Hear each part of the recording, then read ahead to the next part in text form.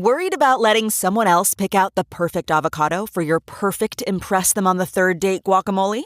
Well, good thing Instacart shoppers are as picky as you are. They find ripe avocados like it's their guac on the line. They are milk expiration date detectives. They bag eggs like the 12 precious pieces of cargo they are. So let Instacart shoppers overthink your groceries so that you can overthink what you'll wear on that third date. Download the Instacart app today to get free delivery on your first 3 orders, while supplies last. Minimum $10 per order. Additional terms apply.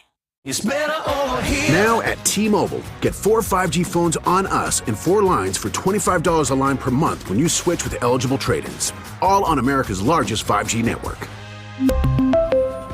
Minimum of 4 lines for $25 per line per month with autopay discount using debit or bank account. $5 more per line without autopay, plus taxes and fees and $10 device connection charge. Phones via 24 monthly bill credits for well-qualified customers. Contact us before canceling entire account to continue bill credits or credit stop and balance on a required finance agreement due. Bill credits end if you pay off devices early. See T-Mobile.com. Hey, Prime members. Have you heard? You can listen to your favorite podcasts ad-free. Good news. With Amazon Music, you have access to the largest catalog of ad-free top podcasts included with your Prime membership. To start listening, download the Amazon Music app for free or go to amazon.com/ad-free podcast. That's amazon.com/ad-free podcast to catch up on the latest episodes without the ads.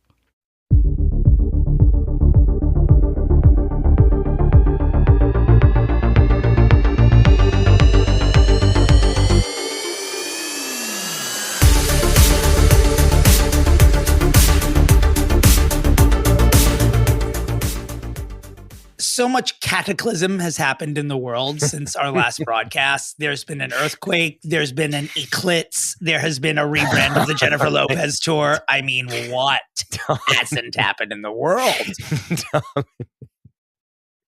The shit-eating grin on your face when you said ECLITSE and then looked at me like see Is what he going to there? laugh? I said clit right off the bat. God, the ECLITSE was wild. Where were you? Were you indoors? Did you go outside? I was at work, but all of us were like peering our heads out of the window and like looking up at the sun with the little glasses on. So you just saw a whole building full of people looking like they're about to jump, basically. I was working from home. I was in the Bronx. I posted some stuff on Instagram. It was just another 3:22 p.m. up here. Nobody gave a shit. There was no crowd. And I live right in northern Manhattan / southern Bronx, but a perfectly unobstructed view of the sun and a good place to do it. Maybe 7 people gathered outside. Oh yeah, we had like people on the corner like looking up. Like there was people. I saw that. I saw on the news like thousands of people gathered outside Radio City, and all I thought to myself was, that's probably the worst spot to watch an eclipse in all the 5 boroughs. There couldn't be more buildings in that location. Like all around you and like in a circle. It's just like insane. And where were you during the earthquake? I was walking on the street filming something, so I was not in a building, so I felt absolutely nothing. And then like a couple minutes later, everyone was like, guys, like apparently there was an earthquake. Like they started seeing it on social media and it was like, and we were all like, huh. And then like text started flooding in like, oh my God, did you feel that? Oh my God, was that an earthquake? Oh my God, you know. But I felt nothing with the original earthquake, but then the aftershock at like 6 p.m. I was feeling. See, I didn't feel the aftershock at all, but I did feel the earthquake. My roommate was also working from home that day, and I felt it shake, and some dead leaves fell off this plant that's been dying in my window since 2018. And when the shaking happened, the leaves fell off. I grabbed my desk and I yelled, "We're having an earthquake." And she had the unmitigated audacity and gall to scream back, "You're just stoned." How dare you? How dare you? Now, whether or not I was stoned at that time is immaterial. We were still having a fucking earthquake. I owe her dinner for that comment. I owe her Can you believe the nerve? Dinner just for that. Wow, that is hilarious. And also, slam. Well, to complete this trilogy, where were you when you found out that Jennifer Lopez had renamed the tour This Is Me Now to This Is Me, the Greatest Hits? This Is Me live. That's it. That's it. And again, as I said before, the fact that it's not This Is Me on Ice is like an absolute crime.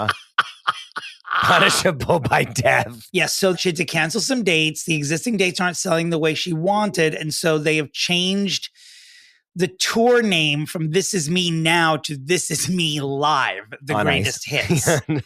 So, yeah, I mean, it was tied to the movie that she did and the documentary about the movie she did. And it was all supposed to be part of this 3-prong comeback. And now it's just, there are no prongs. Well, here's the no, God, it's prongless. It's prongless. Here's the thing, Jennifer Lopez. Why the fuck do you think we want to hear This Is Me Now? We don't. You don't. You've even admitted in your documentary, like, no one's clamoring for this album. Do Waiting for Tonight. Do Jenny from the Block.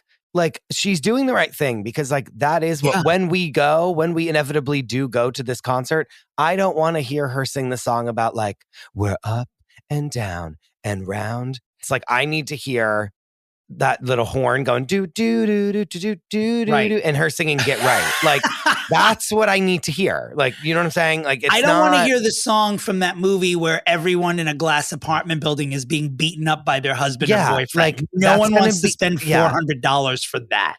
To quote the great Randy Jackson, it's going to be a no for me, dog. Okay? It's going to be a no. She started it off with This Is Me Now. The public said no. So J-Lo's like, okay, this is me then? Sure. This is me 20 years ago when you liked me? Sure. There you go. I'm into it.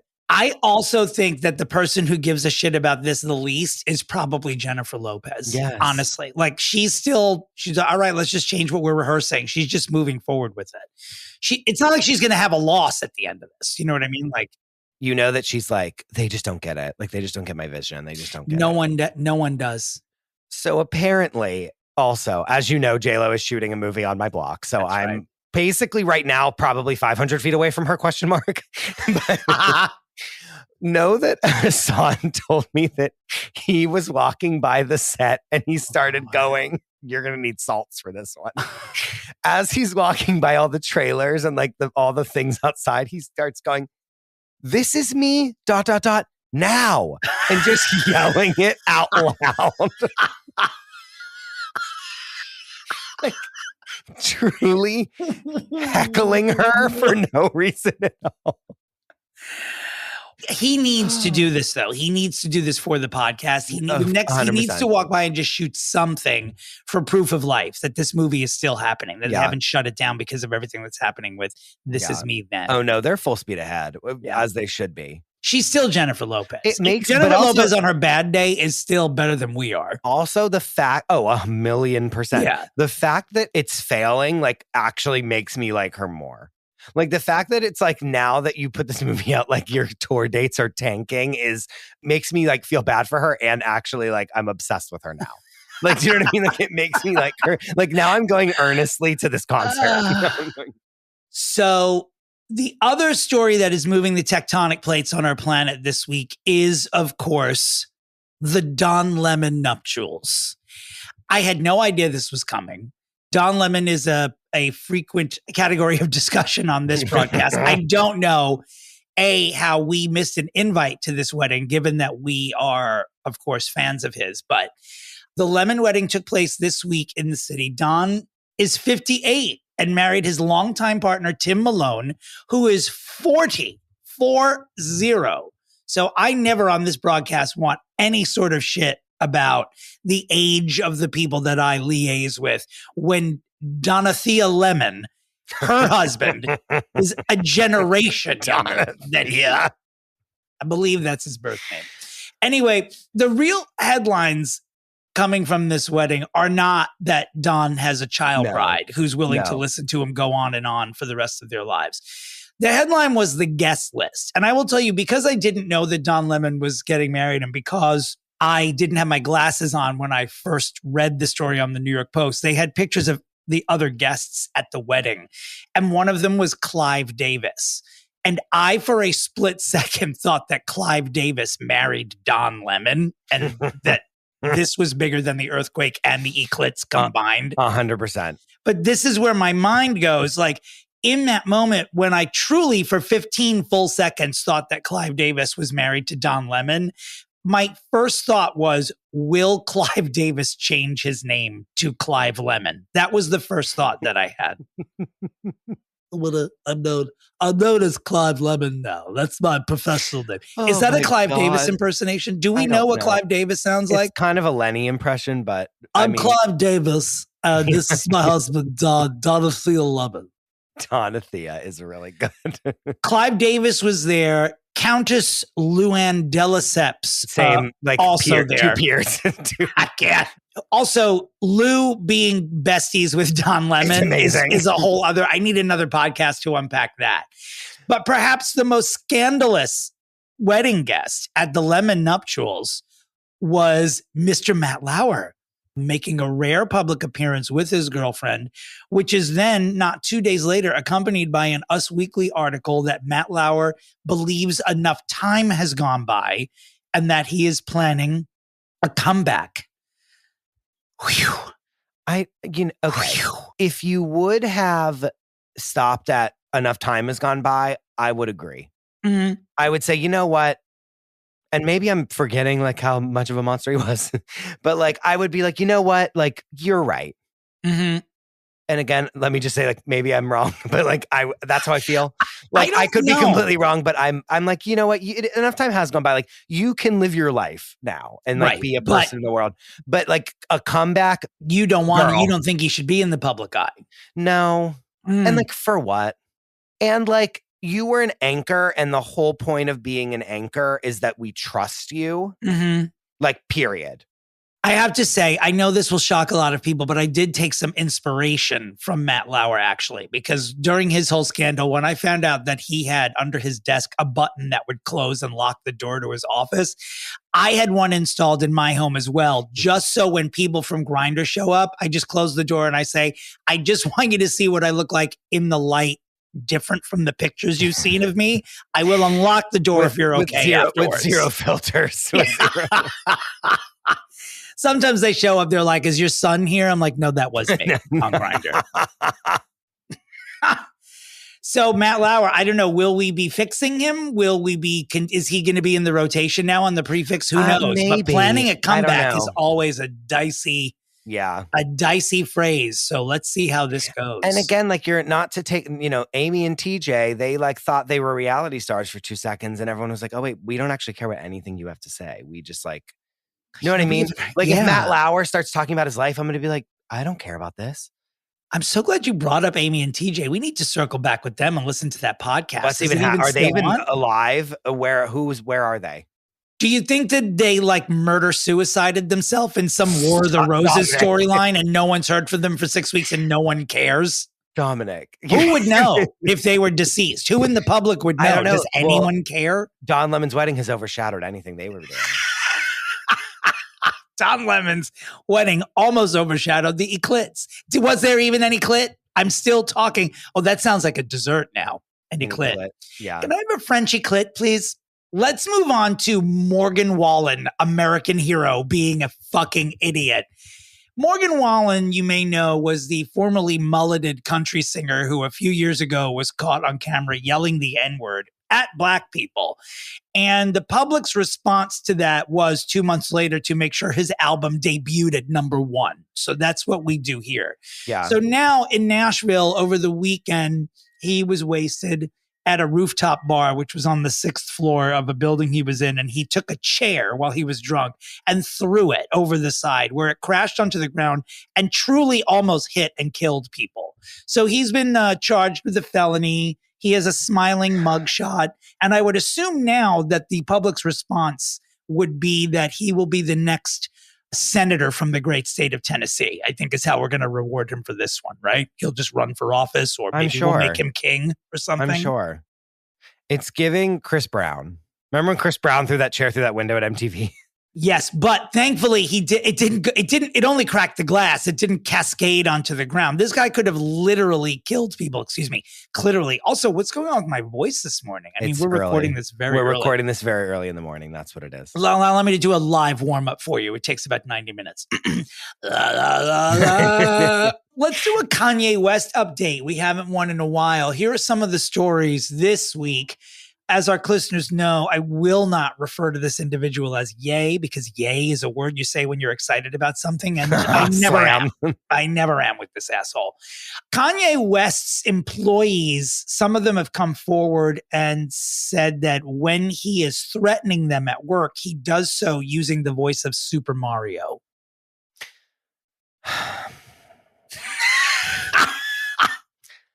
What is there to even, Dominic, what is there to say? Oh, I have something to say. Okay, I have go something ahead. to say. Some of the other staff have said that Kanye has said to them that they would get fired if they got fat. Tracks completely. And then he would sometimes say he was holding a staff meeting and then would have people sit in a room and watch The Batman, the brooding one with Robert Pattinson as Batman, and watch The Batman on mute in silence. He's going to kill someone, by the way. Dominic, the Kanye West story ends with him taking someone's life. I know that it's dark. I know it's early in the day. This guy is a lunatic. Period. I have said that, Dominic, from the jump when he went and did that interview with Sway. And that was 10 years ago. Mm-hmm. When he did that interview with Sway and he was like, I wanted to build a fashion brand, but no one would do it with me. No one would do it with me. And Sway kept saying to him, why do you need anyone to help you? Just do it yourself. Like, you are the most powerful person in music at the time. Like, you could do whatever you wanted. And he kept being like, you don't understand. Remember when he started screaming at Sway, which was absolutely not okay in my book. No. Don't come for Sway. Keep your voice down in front of Sway. How dare you? Yes. Mm-hmm. And to quote you, then we find out, he's fucking broke and that he has no money to actually make a fashion line. And that's why, instead of him saying that, like, no one would let him in and no one would let him, like, right. No one wanted my genius. It's like, no, you're a fucking broke ass bitch. But God, you sounded just like Hassan when you just said that, when you said broke ass bitch. No, you actually are a loser and you couldn't do it yourself. And then guess what? When you ended up making a fucking fashion line, it was like cheese grater top. It was an utter disaster. It looked like something that the costume designer of Dune would have rejected when it came forward. It was just like, this is too idiotic. And his wife, every time she gives me the creeps every time I even see a still photograph of her. Oh, yeah. She's being held hostage. She is going to have those little dots on her hands soon. You know how the little dots where they're like, if you're like abducted, like that's what you should do. If someone comes up to you and shows you their hand, and there's a dot, that means like, so they can't write help me on their hand. Like, do you know what I mean? He probably scrubs her palms every time she leaves the house. He probably is aware of that trick and won't allow it. In some movie news, apparently there's going to be a Bruce Springsteen biopic. Not sure that anyone was clamoring for it, but Jeremy Allen White will be playing Bruce. Then did you see that Timothée Chalamet is going to be playing Bob Dylan? Bob Dylan, which they're shooting now, actually. It's like the dueling movie. Like, why do they do everything like this now? Well, I don't know. I mean, are these the tent poles for next summer? Because straight white men must be jizzing over this lineup. It's fantastic. But it's like, why do they do this? Like, they always do this when it's like, okay, there's one thing, like there was Elvis, then there was Priscilla, then there was this thing. Do you know what I mean? Like, when it comes to like musical men, it's like they have to like do like 17 things at the same time. Right. It's got to be beaten to death. Like, we got Freddie Mercury, and then 40 seconds later, we had to get Elton John. It's like, you know what? Press pause on the gay icons, because no one's going to tell the difference between these two movies, including gay people. So let's pull it way back. That's going to happen with these two. I love the casting of Jeremy Allen White as Bruce Springsteen, though. Even though Jeremy Allen White is like 2 inches shorter than me, I'm pretty sure. But good luck. Good luck to all of them. Beyonce Knowles Carter, heard of her? Cowboy Carter debuted as her 8th consecutive #1 studio album. I feel silly congratulating Beyonce, but congratulations. But everyone is... And she became she is the first Black woman to have #1 on the country charts. That is correct. It happened yesterday, I think. That is correct. Congratulations to Beyonce. So goal achieved for the album, check mark. You know what I mean? Like, we're good. Well, now let's see, like, when the CMA awards and all that stuff come up, like the scene of the crime, you know, the disrespect at that award show in 2019, which gave birth to Cowboy Carter. Will they invite her to perform and how big of a deal will they make it? And when she doesn't win Album of the Year there, will it be as scandalous as it is during the Grammys? Who knows? She is a gift that truly keeps on giving. But especially when she does anything, just all the planets that revolve around it and all the stories that come from it are also the gifts that keep on giving. For example, Azealia Banks gave her review of Cowboy Carter. This is another loon who I love, by the way. Problematic as fuck, but there's just something that's so compelling about her to me. Is there? Oh, yes. I really do. I sure. know she's mentally unwell. That's compelling about her. Yeah. Her review of Cowboy Carter was, the themes are redundant, the lyrics are forced, the album is too long, and this is where it gets hilarious. Plus, who is this imaginary adversary Sis thinks still wants to hump on Jay in 2024? She's got to find new content. Nobody, and I mean nobody, thinks Jay-Z is even remotely attractive. I don't know that that's why people are trying to jump on Jay-Z's dick. I don't think it's because of whether or not he's hot. I think it's okay. He's Jay-Z. Azealia Banks doesn't know anything about real fame, so she actually won't. Oh. She actually wouldn't know what this is like, actually. I like can't fucking stand her because she like poking a beast. She shoots off her opinions about stuff, and I'm like, you haven't made music in like 75 years. Like, shut your fucking mouth. Ladies and gentlemen, another earthquake just happened here on Fixing Famous. Watch, she'll literally come to my house. Right. Just remember. She will. She's fucking crazy. Azealia, remember, Chris lives in Jersey. I live in New York. Just so when you're deciding where to go to attack one of us, go to Jersey, please. Know that Azealia Banks has been on the list for the entirety of this podcast. And everyone is like, I am terrified to open this can of worms. Ronan Farrow, journalist, Nepo baby, former ordinary person, shows up as a judge on RuPaul's Drag Race last week and is apparently Thor now. Like, I don't even understand. He shows up there, tits out, beat face, looking like a model. My question, Chris, is Ronan Farrow hot now? I'm glad that he cut his hair because he was almost there and had it. And then like, he was like trying to be a journalist. And I think now he's just trying to be like an it girl and it's looking great.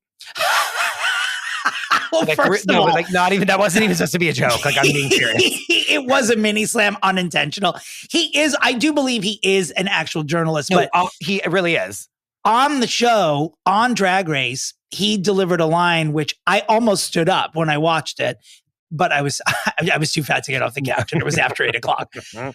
But he said, Ru was like, are you excited to be here? He's like, I haven't been this excited since my last paternity test. Oh, can you imagine? Really? Swear on Cher, watch it back. And like, it did not get enough play at all. It was obviously a joke, but God damn it, this guy looks like Frank Sinatra. I mean, he really does. Dominic. He knows who his real father is. We know who his real father is. Why don't we get confirmation on it? Knows who his real father is. I mean, you want to talk about a lunatic. Mia Farrow is like 4 Cocoa Puffs. That documentary, I mean, it was just a tour de force of like, not only is this a harrowing story, but watching Mia Farrow just try to explain child neglect for like 4 hours was just, it was an Olympic feat. Wow. She is batshit insane, and it makes perfect sense why. Like, is like not a well-adjusted human being. Do you know what I mean? Everything about this story has always been whack, like all of it. I mean, Mia Farrow was a child bride herself. You know, like this is like a generational tale. It's not just a cut and dry. We should unpack that in a Patreon episode one time. That would be an interesting thing to talk about. We really should. All this to say, let's just walk forward knowing that Frank Sinatra's his father, period. And that Ronan Farrow's now hot.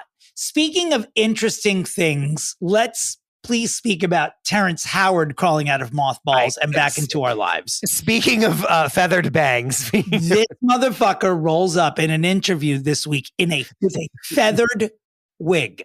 A feathered wig. It was, speaking of rejects, it was like a Camilla Parker Bowles wig that the Crown like put in the garbage because it was not the right color. Like, it truly was like, I'm not exaggerating when I say he looked like an extra on the dance floor in Saturday Night Fever. I thought it was a Funny or Die sketch. When I started watching the interview, I was like, oh, wait, this is like funny. And then I was like, oh no, he's being dead ass serious. And he is suing, I don't know exactly who he's suing, but he's suing his former representatives because there was an image used for the television series Empire that was actually shot for the movie Hustle and Flow.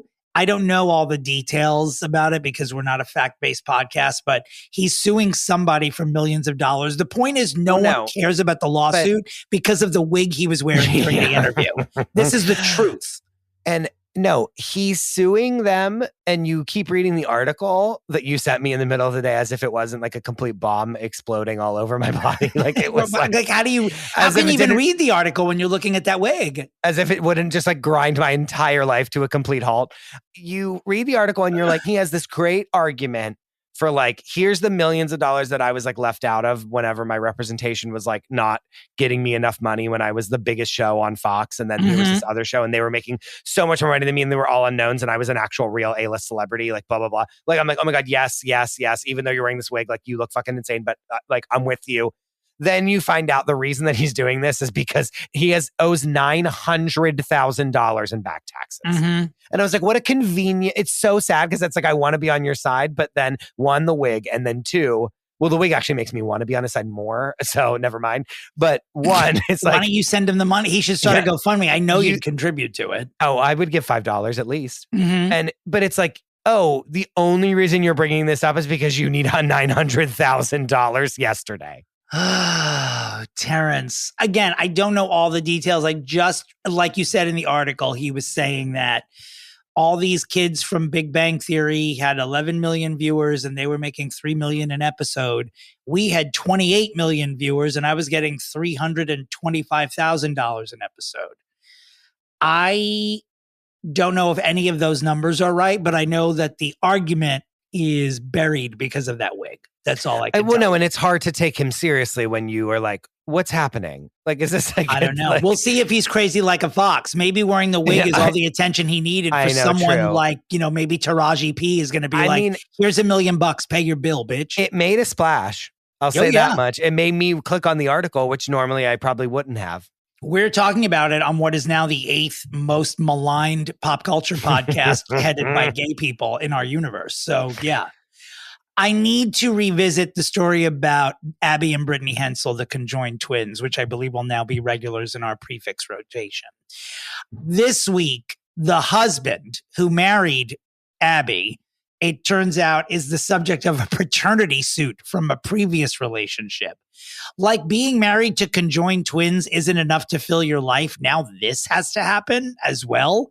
They can't even marry someone who's not scandal plagued. But the bigger story than that is, and in the 30 seconds of research we did before this morning's broadcast, I don't know whether or not this is true, but it looks like the twins released a statement last week. This could be doctored, is what we're saying. We don't know this to be true, but that ever stopped us before? No. It probably is doctored, but they released a wedding photo with the caption, because everyone is asking, we're just going to tell you. Yes, I have sex with my husband. Yes, I go down on him. Yes, my sister Brittany is there. Yes, my sister and I orgasm as one, but when I sleep with my husband, she's usually reading a book or listening to a true crime podcast. So she just puts the pleasure out of her mind. Listeners, I'm going to give you 5 full seconds to catch your breath after that. And breathe out. What the fuck? No, you know what? I'm sorry, Dominic. Whenever there's someone, and again, trans people have to deal with this all the time. A lot of gay people have to deal with this all the time. A lot of like other people, people with either handicaps or people that are disabled have to deal with this all the time. Like, oh, well, how does this work? Like, how does this? She was like, oh, you want to fucking know how it works? Here we go. Boom, boom. Like every question we have completely answered in just a little list that could have been on a notes app. Yes. Do you know what I mean? I think that all the top tier questions were touched on.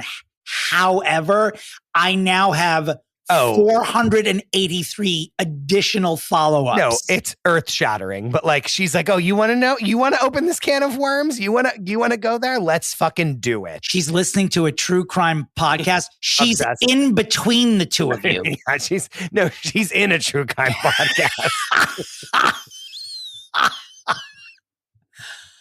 Jesus Christ. Not to get philosophical, but like we're not ready for the answers. We weren't ready for that. Like we're never going to be ready to unpack whatever their relationship has to be. I know what you're saying. They exist in humanity. They exist, and I'm not trying to be philosophical either. I know where you're going. They exist on a more enlightened plane than we do. I mean, and they are an anomaly. These are people who know what is supposed to be important when you're existing on this planet. Like they have to cut every ounce of bullshit out of their lives in a way that other people just wouldn't even know how to handle it. And every single thing that they do is like a compromise between the two of them. Do you know what I mean? Like they don't have a choice. Yeah, it's insane. Yeah. However, beautiful. Like to just literally be like, oh, I am going to have a full frontal assault on all of you you all want to know?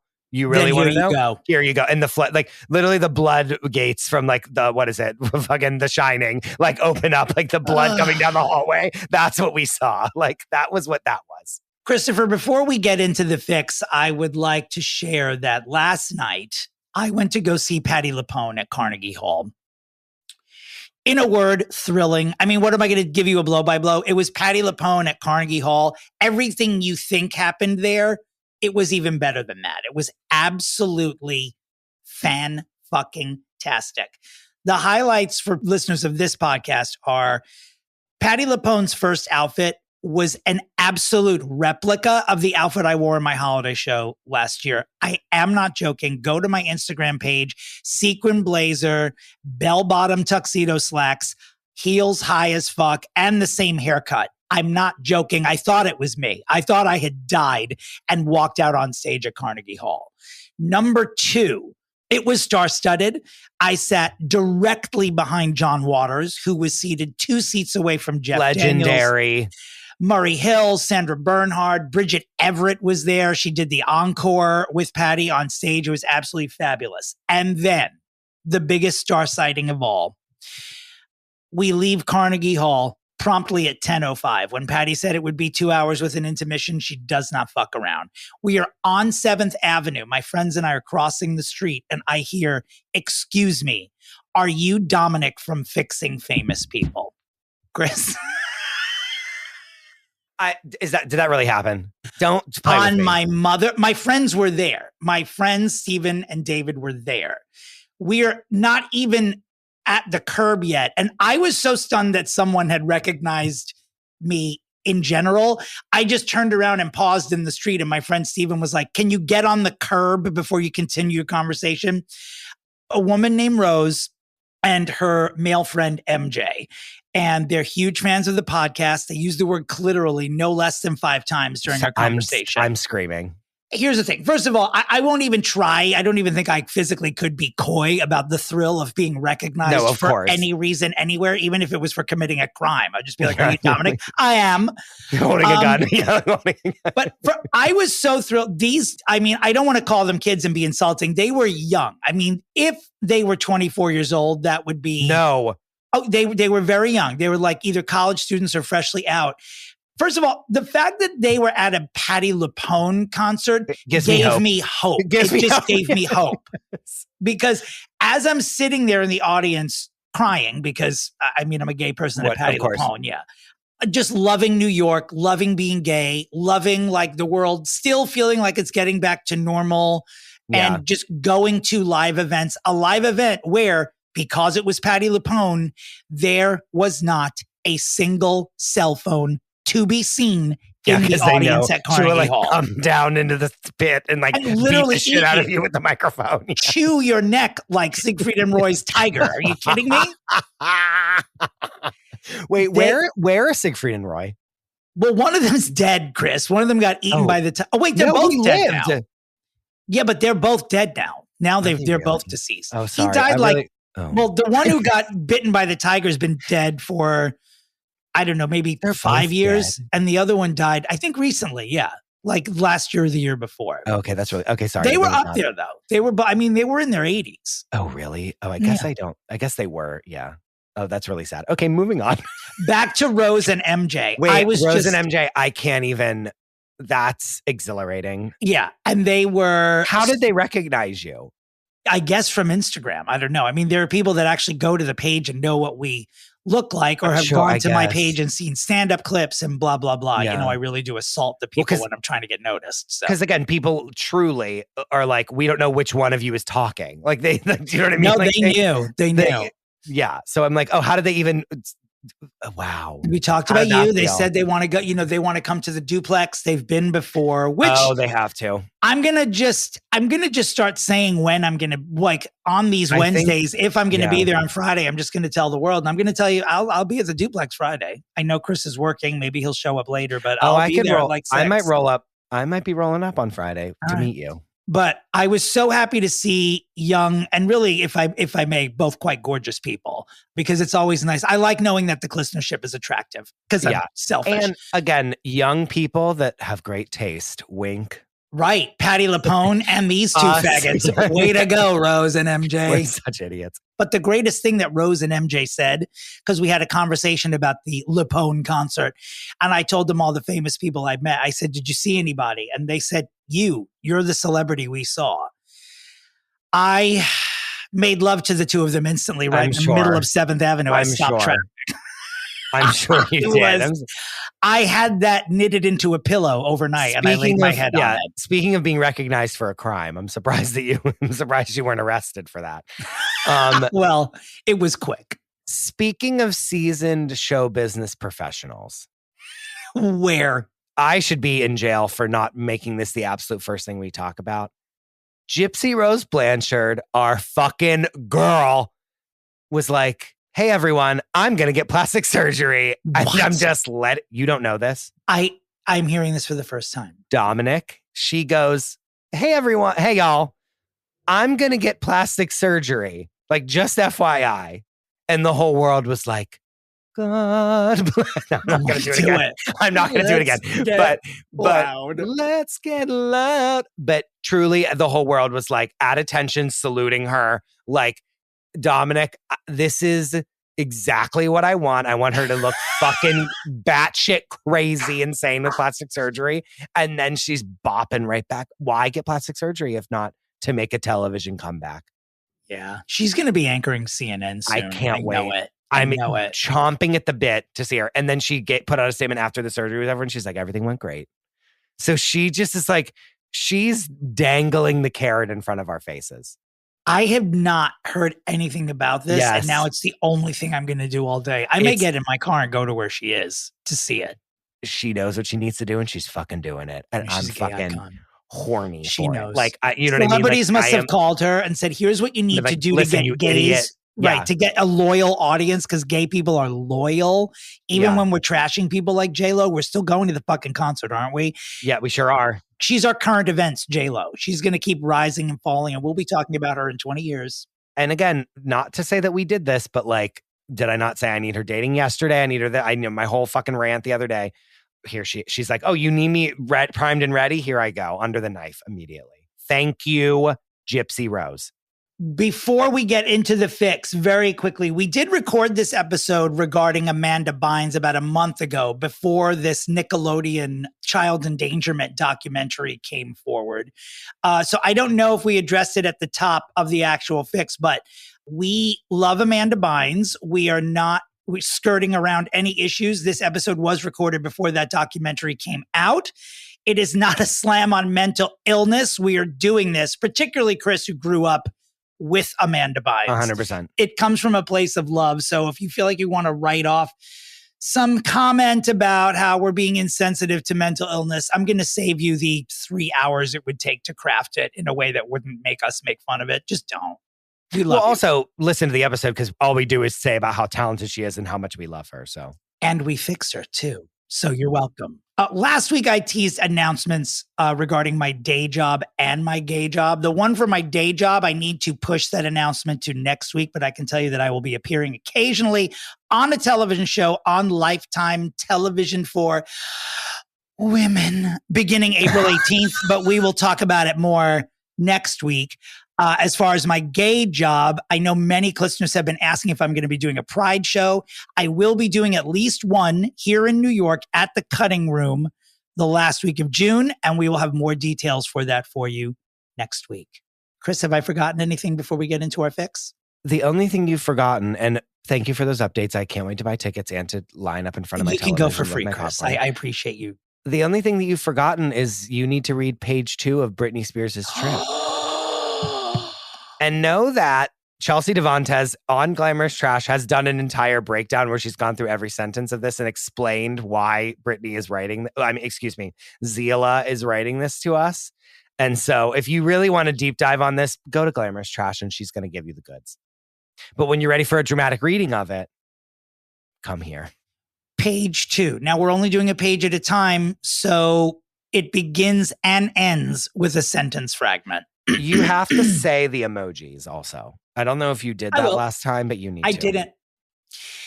Because I use a ring light, ellipsis, but I like using it, so I bought 3 new bathing suits for this trip. Bikini emoji. Only one really resonates with me. 3 exclamation points. My favorite part of my trip is being naked in the water. We know, Brittany. I saw 2 crabs walking with shells on their backs. Crab emoji. 3 exclamation points. My friend picked up one and I screamed. 3 exclamation points. The only fish I saw were extremely small. White, clear baby fish swam with them in the shallow end. 3 exclamation points. The boat was exciting, except I wanted to drive it. Boat emoji. 3 exclamation points. They used to let me drive it before. Ellipsis. Not sure why they didn't this time. 3 shocked faces. 3 exclamation points. Since I changed my...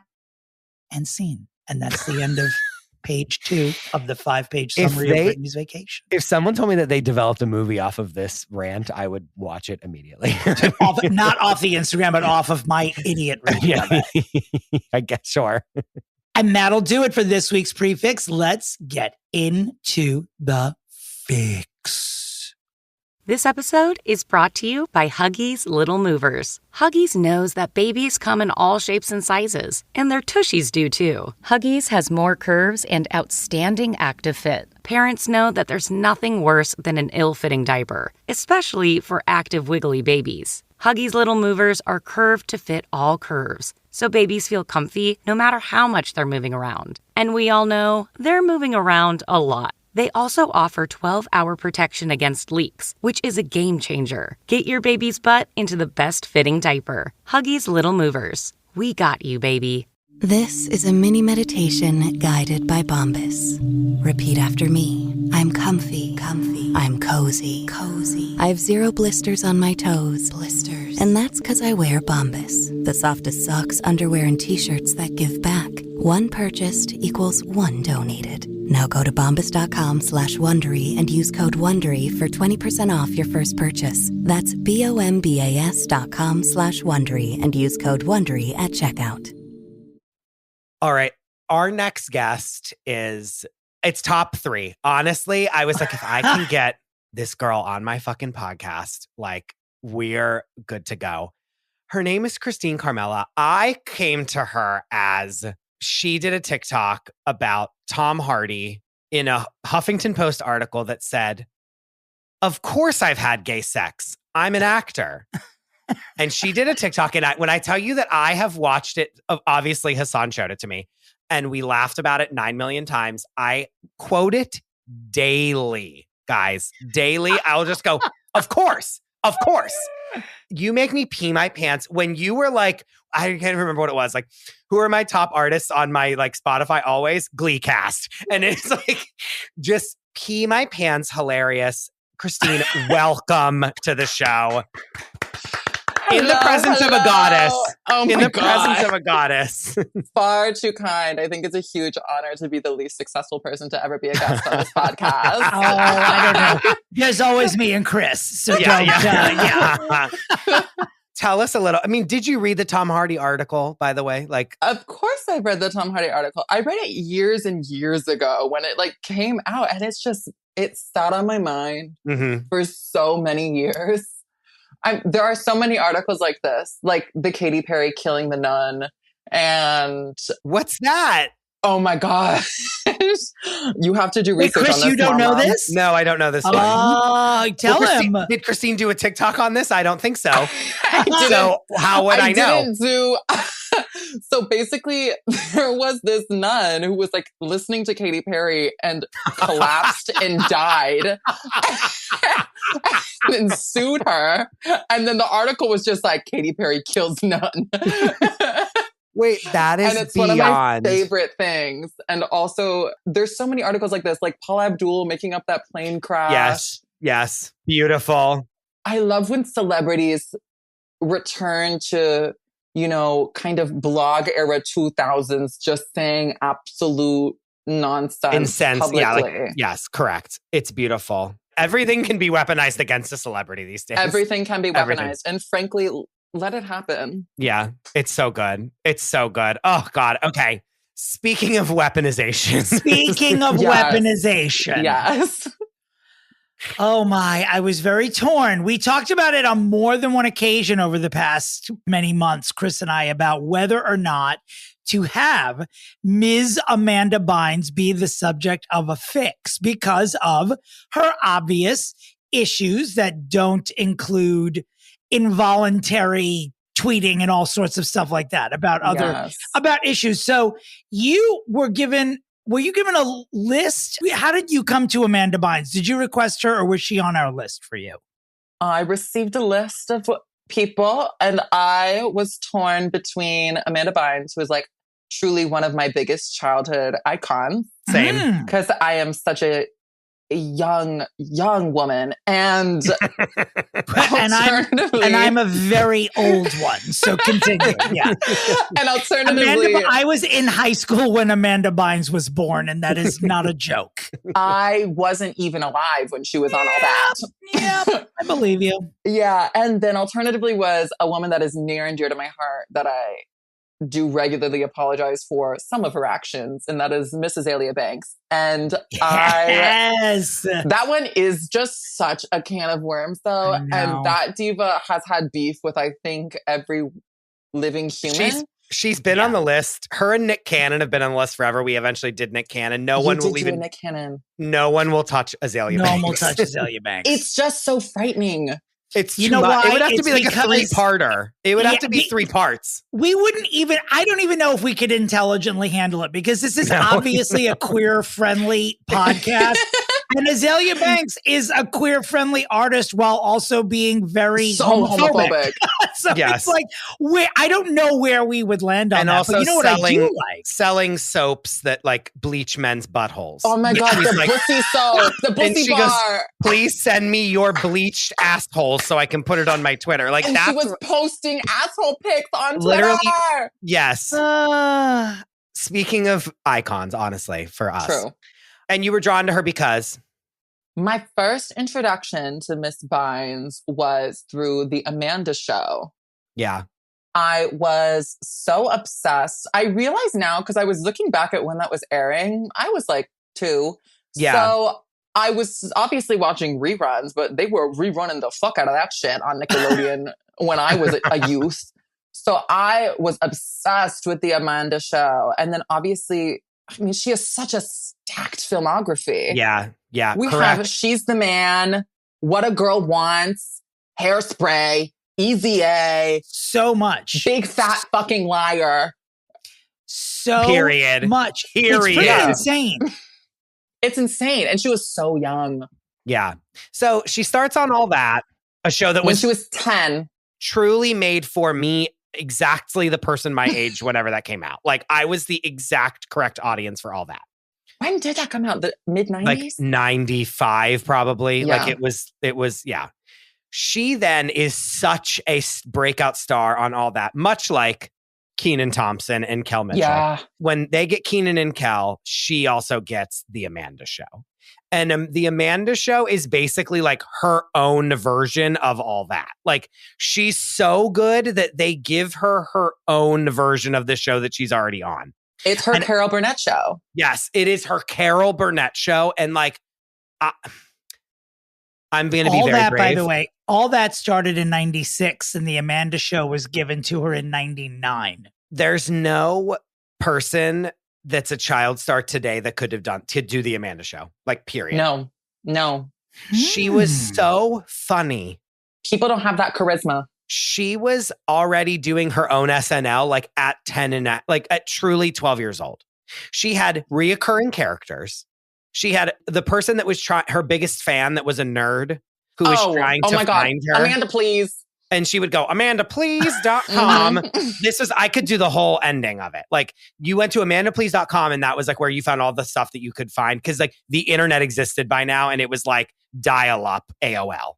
I was on amandaplease.com. Trust and believe. What was the evolution between all that and the Amanda Show? Was it like Mary Tyler Moore and Rhoda? And it's nothing like that, actually. I can tell you all about it, babe. So basically, this diva, first of all, she was discovered at 10 years old at the Laugh Factory. There is literally still a video on YouTube of her at 10 years old doing a stand-up set. And she was discovered. Wild. Stand-up. And they put on all that. And then one of the executive producers of it, Dan Schneider, which we will be talking about extensively soon. Yes. Was one of the executive producers. And he was just like fucking obsessed with her. And then he gave her her own show, which was the Amanda Show. And she had all these recurring characters completely separate from all that. I don't think any of her characters from all that transferred over to the Amanda Show. No. All different. Yeah, entirely all original. I was obsessed with Moody's Point. I was obsessed with The Girls' Room. And I was obsessed with the fucking judge. Bring in the dancing lobsters. I'm just going to keep saying that throughout this episode, I think. And Dan Schneider Dominic has no idea what we're talking about. Was the Amanda Show possibly an inspiration for the girly show starring Jenna Maroney on 30 Rock? Is there any way? 100%. There is a link there. There is a link. And like parlayed it into the Amanda Show happens, which Drake Bell and Josh, what is his last name? Josh Peck then get Drake and Josh off of the Amanda Show. Because they were recurring cast members. It's a star maker. Mm-hmm. And then she leaves and then becomes a bona fide movie star. Yeah. Well, she does another TV show, actually. So she does Big Fat Liar, which was also written and produced by Dan Schneider. Who is basically the Harvey Weinstein of Nickelodeon. Yes. And then she also does another show with Jenny Garth, I think. And it was What I Like About You. Yeah. Which was more grown up, but it was still created and written by Dan Schneider. No. Yes, it was. Look up the receipts right fucking now, bitch. Wait, I'm so serious. Is this person in jail for contributing to whatever's wrong with her now? He's going down because Jeanette McCurdy wrote about him in her book. Like Jeanette McCurdy wrote about him. I will personally see to Dan Schneider's court trial and execution publicly. Oh! Like he would make the people, this is all allegedly, but like he used to do Zoe 101 and that was where Jeanette McCurdy became famous. He would... No, iCarly. Oh, iCarly. Oh my God. iCarly. They're all the same. He did iCarly and he would tweet like, write iCarly on your foot and take a picture of it and I'll tweet it from the iCarly Instagram. He was like collecting children's feet pics for like his job, but really for himself. That's he also was, he was also the creator of Victorious, which was like Ariana Grande's big break. And the way they had that diva doing like these weird sexualized bits and showing her toes on camera. Yeah, he's frightening. Put Quentin Tarantino and Harvey Weinstein together and make it for kids. And that's Dan Schneider. When Jeanette McCurdy's book came out, it was like he was done for. I mean, her IMDb page is just listed with so many things that I've heard of, but not seen. Really? What a Girl Wants. I did see She's the Man. I've seen that several times, actually. Perfect film. Never saw What I Like About You. Was she a regular on that as well? She's the main television character. show? She's the main girl. Hairspray, obviously, I am familiar with. The rest of her filmography after Hairspray is scant and includes something called Sydney White. Yes, kind of bad, but iconic at the time. Don't even know what that is. One episode of Family Guy, which is interesting because I understand she at one point was dating Seth MacFarlane. No. They met on that episode. That's where they met. Really? They met while she was doing that episode and then they started dating. And then there's a TV movie called Living Proof, which I have not heard of. I don't know that one. Then another TV movie called Canned. And then rounding it out, it appears her last on-camera project was Easy A in 2010, which is now 14 years ago. Yeah. And then I guess it was really that long ago. Yeah, not long after Easy A, things just started going south. And I guess a year or two later, she was charged with driving under the influence and then just became a regular on all the sites you don't want to be a regular on. Well, I'll say that like when she was hitting it, like when What a Girl Wants and then like all the other movies, like all those rom-com-y movies that she did, like she was it. Like kind of like in a Lindsay Lohan era situation. Yes. Like, she was on that iconic Vanity Fair cover with all the girls on it. Right. Yeah. With the Olsen twins and Lindsay and Raven Simone and Alexis Bledel. Like she was of that crowd. Yeah. She was the funny girl of that crowd. Yes. And like was hilarious. Like she was genuinely. Yeah, like she was big. Like for people my age, like she was a huge celebrity that was like our peer for sure. I'm looking at it right now. She was right on the cover too. She was not in the fold-in parts. She was on the cover with the Olsen twins and get ready for it. Mandy Moore and Hilary Duff. They made the cover. Off the cover was Rachel Lee Cook. Mm-hmm. Wow, Lindsay Lohan, they had her on folded inside. How dare they? How dare they? How dare they? And then two people I guess I just don't recognize. Oh, no, that's Evan Rachel Wood. And that is, Raven Simone, who did not look like Raven Simone to me. Well, here she looks so Raven. Now not so much, but there she does look so Raven. Oh my God.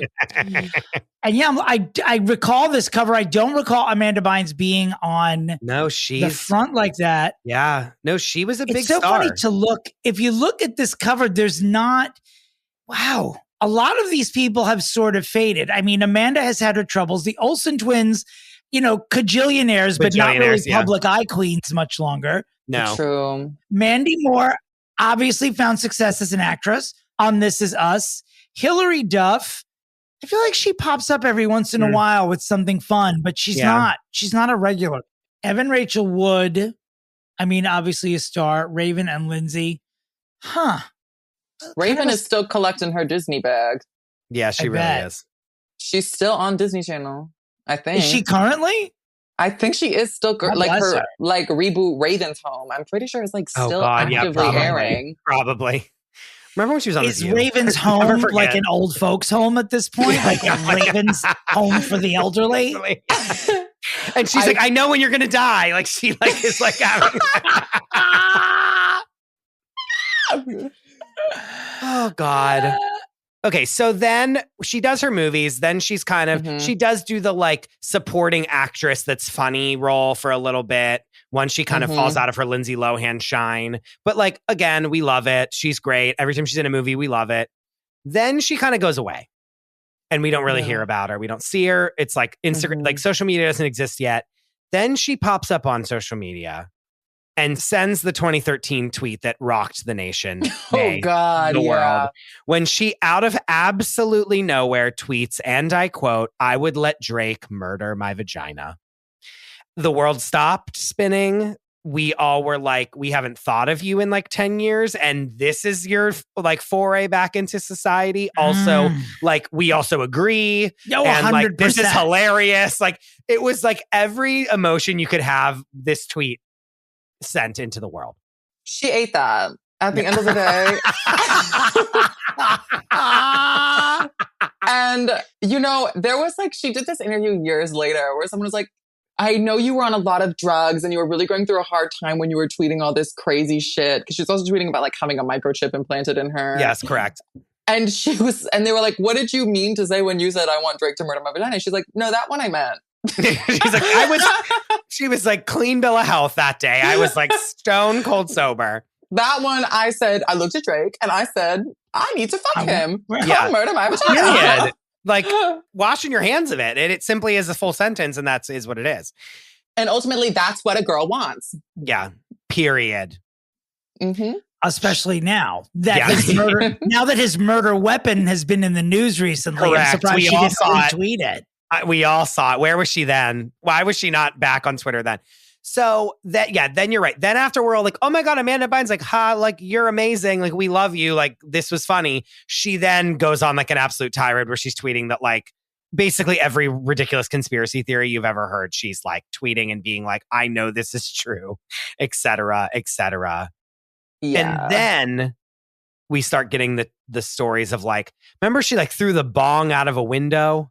Yeah, she started doing some, first of all, we've talked about, not to tangent too much, but we've talked about this when we did Britney and when we did Lindsay. Like, and I think we need to bring up Britney in this because this this was a group of people that were guinea pigs for how vicious this new sort of media anchored by Perez Hilton and company and TMZ et al., how far they could take it before driving someone insane. And it is safe to say, without fear of a lawsuit, that while they might not have sole responsibility, there is a class of people that went insane during this class of celebrity, I should say, all around the same time. Lindsay, Britney, Amanda Bynes, they're not the only ones. Like, if you really dove not even too deep into who the mostly female celebrity class was at that time, very troubling, because they were confronted with, I'm not going to escape people following me ever. And it's going to appear on this thing called the internet and social media instantly when I do it. Like, before I leave the bathroom, everyone in the world will know I'm in here taking a shit. And they were the guinea pigs for that. Many of them did not fare well. And I feel like obviously she's one of them. But I feel like if we could talk about Britney and Lindsay, we could certainly talk about Amanda as well and ways to fix her, while acknowledging she was damaged by the uglier version of people like me and Chris, because we mean no harm. We just like to talk shit. We don't like to end lives. No, truly, it turned into like every day she was doing something crazier, and it very much harkened back. And we now know, looking back with what we know now, that it was very much like the throwing the bong out the window was like the shaving of the head. Then the like running. I'm like, she was crazy, and she did something where she like ran out of a house or something. I can't remember, but like she did. She like lit a fire in someone's front yard. Well, that was at the end. At the end, she was like walking down the street naked with like her car was on fire or something like that. Yeah. And that was like last year. That wasn't like that long ago. But like, Yeah. No, it was in I just looked it up. In 2013, she set a small fire in someone's driveway. Oh God. I mean, and those came out every day. And that was the like, oh no, like the police are coming. Like, remember what, like when you read in like Britney's book that it was like, she was like hiding and in Lynn Spears' book, Death. Like when she was like, oh yeah, Britney was like hiding in the bathroom and we couldn't get her out. Like, you know what I mean? Like that whole thing. Like her version of that, where it was like, here's all these things that are going to prove that she needs like to be conserved, is like her throwing the bong out the window, her lighting the fire, her doing this. And like, I don't know any of the specifics of like why she did all those things or what was the point, but like those all became the things that like they brought to the court that were like, you need to be. I know she was diagnosed bipolar, and that was a thing. I mean, she was someone that was so harassed for what she looked like. And if she gained 100%. Like a singular pound one year, they were like, oh, she's fat now. And then, she was taking steps back and they were like, oh, she's a flop now. And also that bitch was worked like a fucking workhorse from the time she was 10 years old. Yes. Until she was in her, I don't know, mid-20s probably, I want to say. Like that diva never took a breath.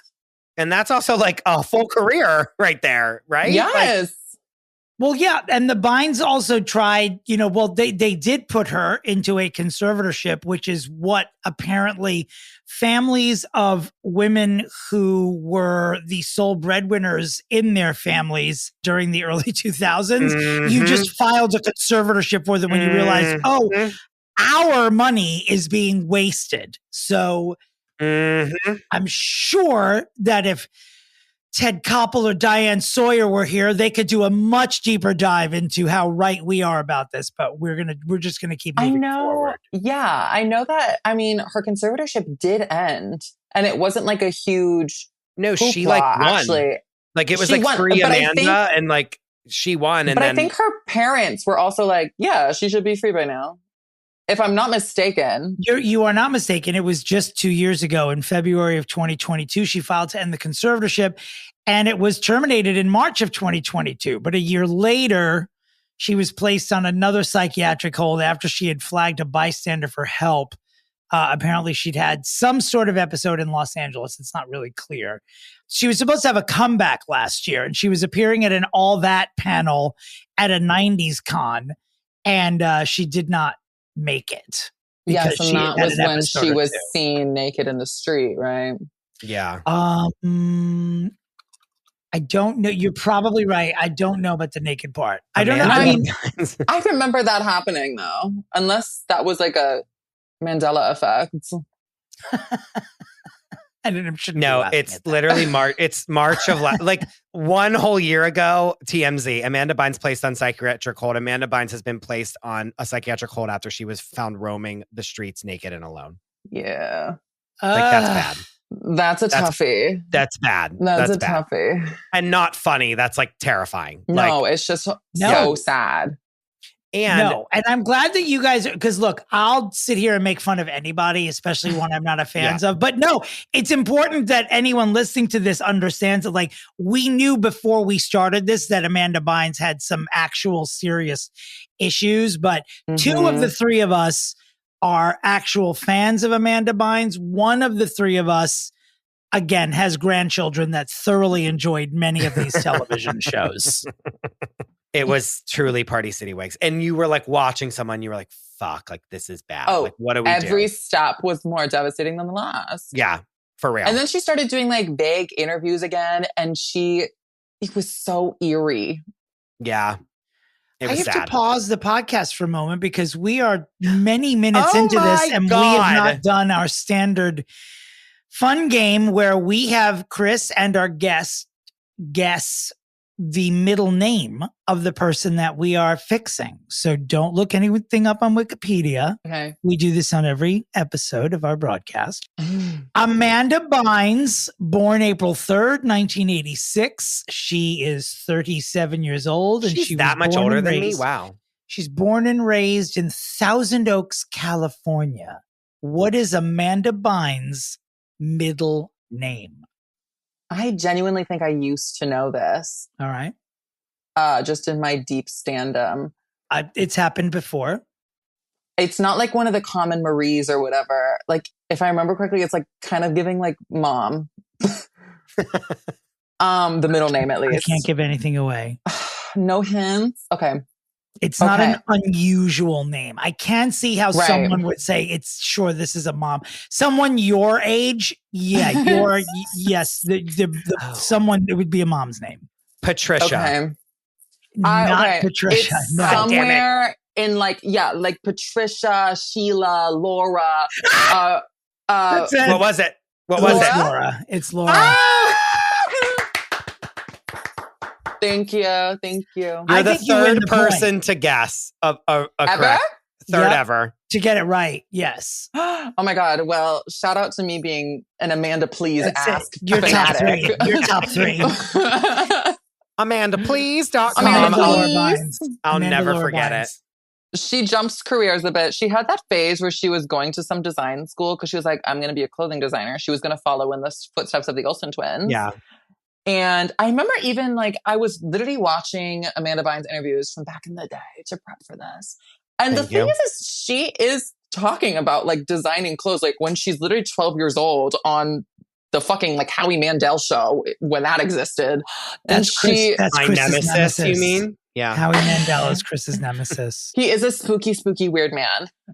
I appeared with him on something and he never let me speak.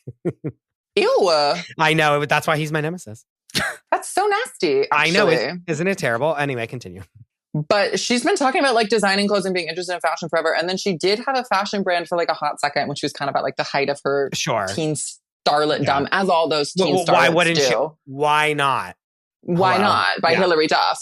Yeah. And the fragrance now available at Rite Aid.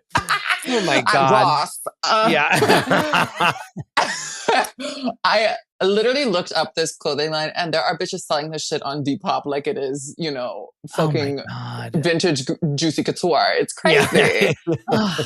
It is so silly. But she was doing that for a second, then she gave up on that, and now she wants to be a manicurist in theory. But I don't know. But like, hey, okay. But if she wants to be a manicurist, I will support her without question, diva. No, I just like want her to be okay. Like I'm like in the camp of like I just want her to be okay.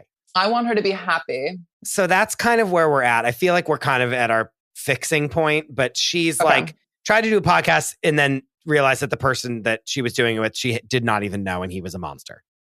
I'm really hoping that her saying, I want to be a manicurist was her just being like, this man's crazy, but I don't want to air him out like this. I think she read that article and was like, what? And then was like, oh, like I got to get out of here, you know? I need to Get Out by Jordan Peele. And then, she's had too many situations where she's stuck in a room with a psycho. It was Dan Schneider all over again. Yeah, it really is. Oh, God. Are we ready to pitch? Is there anything else we need to say before we move on to the pitches? Is there? Just that she's a genius. And tread carefully, because I love this bitch down. I mean, I think a lot of people do, and we have been treading. Like, that's why I was nervous, even at the beginning, just to let everyone know. Because we're not making fun of mental illness, and I know people will come here and just think that. I'm trying to think of when I would make fun of mental illness. I'll make fun of Donald Trump's mental illness. Like, I would do that. Okay. All right. Are we ready? Yep. All right, Christine, you now know that we will both pitch, and then you will decide who you think is the winner. Baby, pitch me. I'm ready. I am like Shark Tank. Okay. And for this reason, I'm out. Before both. She just leaves. She just boom. No deal. She's gone. Yeah, no deal. To quote my nemesis. Yeah. Amanda Bynes. Amanda Laura Bynes. It's Laura, right? Laura. Amanda Laura Bynes. That does not roll right off the tongue. No, it sure doesn't. Okay. She cannot handle like a break back in. She's done it multiple times. It doesn't work. She's alone in the world. Like she's floundering alone in the world, and she is not ready. We usually on this podcast are like, they should do a podcast. They should do like a reality series. They should be a fashion designer now. Like none of these things she can do. She needs to take a baby step. And like her Instagram, coming back to Instagram is always like a baby step. And then she's like plugging something. And it's like, no, just like be on Instagram. I think what they need to do is they need to get the girls on the Vanity Fair cover back together. Whoa. And they need to do like an entire like cover story / like maybe an entire issue talking about where these people are now and like what fame has done to them. Olsen twins. Lindsay, Mandy Moore, she's like, I'm fine.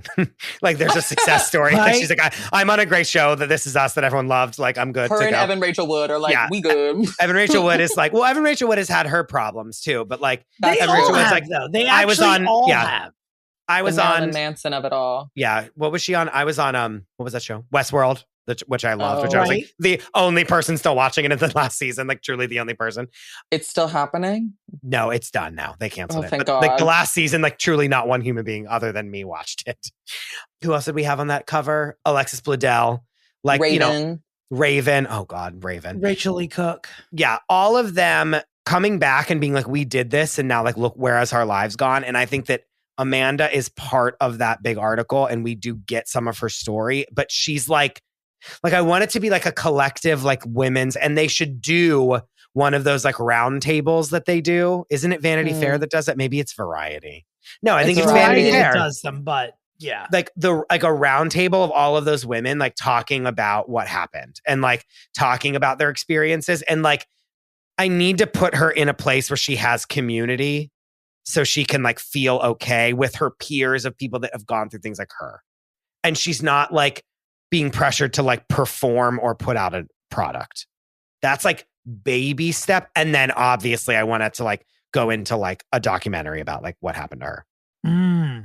Like a Britney versus Spears, but Amanda Bynes like on Netflix, but it's like we're going to get there, but it's a baby step. We have to start at the Vanity Fair reunion.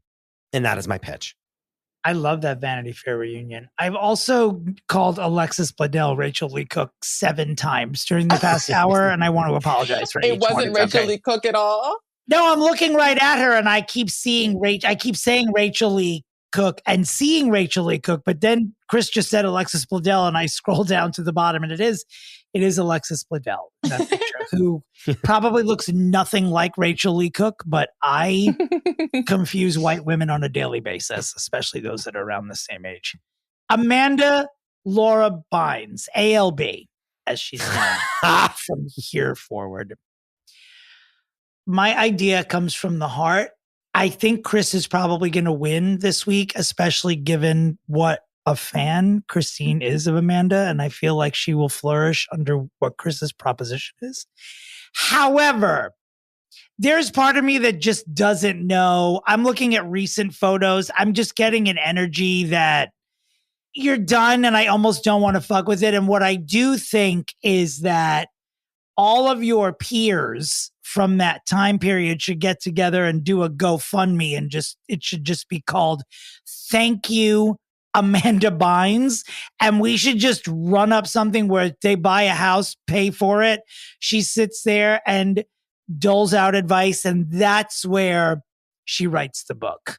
That we buy her the house and say, we want you to say everything, write the primer for why children should not ever be celebrities and why we should just have short adults playing children in entertainment projects and not actual children, because it just doesn't work out.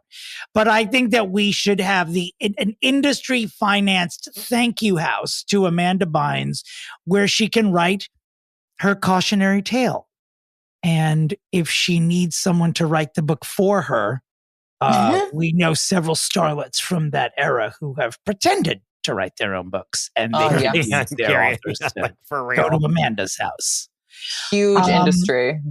But that is my pitch. I don't even know. I mean, a bigger industry than what they're actually doing at this point. Yeah, correct.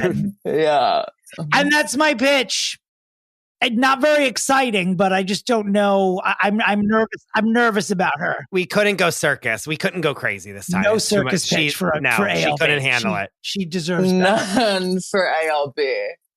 You know, I was waiting for someone to pitch for Amanda Bynes to Hunger Games style put Dan Schneider in a town court and shoot him with an arrow. I was a little disappointed no one pitched that. I mean, it's on the table. It's officially on the table. Her and Jeanette McCurdy can just take turns shooting at the bitch. However, I do really want her to be able to speak her truth. As you were saying, Dominic, I think that there is something so valuable there that she probably has to share. And I don't know if she's in a place to share it right now, though, is my fear. Even though I want her to be able to so desperately, because there was a phase where she was pretty cognizant and she was talking about things with a good amount of and we had hope, recognition. And then I don't know what happened that caused her to kind of slip again. But I think, it's going to be Chris. That I would pay so much money for that variety roundtable of a reunion of all those girls together, talking about what the industry has done to them and how it has used, abused, thrown away, picked back up, discarded, remodeled these girls. Remodeled. I don't know. The word remodel makes that was some of them have been remodeled. Yeah, it's true. We're laughing at the truth is what we're doing. Let's be serious. Yep. Come on. Okay, well, I'll gladly take this win. Christine, thank you for this. I knew I could speak to your heart and your soul. I feel like we had a lot of synergy when we were talking about the Amanda show, so I knew I had We did. I said that this win ties us up again in 2024. Oh, it's the third neck and time neck this year. Yes, unless we can bring in the dancing lobsters. And I think you should start at the end of each season. You should give each other a reward. I don't know if that means, one is the DD on a trip to the bathhouse. but someone needs someone needs to do something for someone. I don't know, open a new glory hole or something. First of all, the gift would be if Chris would accompany me to a bathhouse and I could embarrass him there by walking around making fart noises with my hands and pushing him into rooms with people. Can you imagine? That would be, honestly, we would have the best time there. I have to guard the door of the steam room. Yeah. Oh, Christine, a dream come true. I am like your biggest fan in the whole world. I think you're the funniest person alive. And so thank you so much for being here. Seriously. Thank you for inviting me. It was an honor and a privilege. Where can people find you?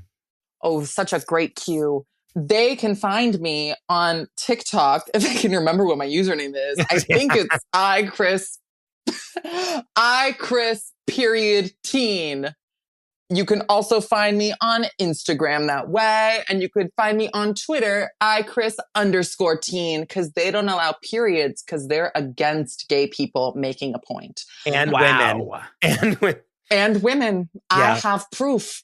Why don't you? And so, I'll never forget it. She goes, why don't you start believing in women? Why don't you? Why don't you believe women? When I say Twitter hates gay people, you should believe me as a woman. Thank you. We believe you. And as an ex-homosexual as well. I used to run that shit. Yeah. But now I've seen the light and entered girlhood, and that's why I'm well-adjusted and better. Go follow her. You will pee your pants. Dominick, where can people find you? Oh, the website's domentary.com. The socials are @Dominick Pupa, or I'm at the Duplex at 6:00 every Friday if you want to see me in person. He sure is. That I'm he not sure lying. is. We're slowly turning the Duplex into like where we can be found in the wild, basically. Right. So when we finally offend someone, that's where we'll be shot. Speaking of urinals, where can the listening public find you? They can find me at the Chris DeRosa. They can find the show at Fixing Famous People. You can find the Patreon at patreon.com/fixingfamouspeople. I wish you both well. And as always, where's Shelley? Goodbye.